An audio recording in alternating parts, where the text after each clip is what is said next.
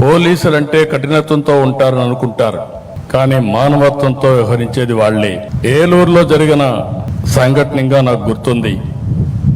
ఒక మధ్యతరగతి మహిళ దివ్యాంగురైన తన కూతుర్ని రోజు స్కూల్లో డ్రాప్ చేసి రావడం కోసం కష్టపడి ఒక బైక్ కొనుక్కుంది. కానీ ఎవరో ఆ బైక్ దొంగతనం చేశారు. దీంతో బిడ్డను స్కూలుకు పంపలేక ఆ తల్లి ఎంతో ఆవేదన చెందింది.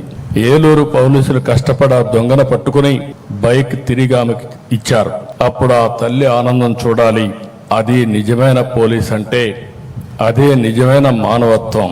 మొన్న విజయవాడలో పేద పిల్లలు చెప్పులు లేకుండా వెళుతుంటే అక్కడ చూసిన Penamaluru police station head constable Venkataratnam గారు పిల్లలకు అక్కడికక్కడ చెప్పులు కొని పెట్టి పంపారు. నేను చెప్పేటి మాత్రం కొన్ని ఉదాహరణలే.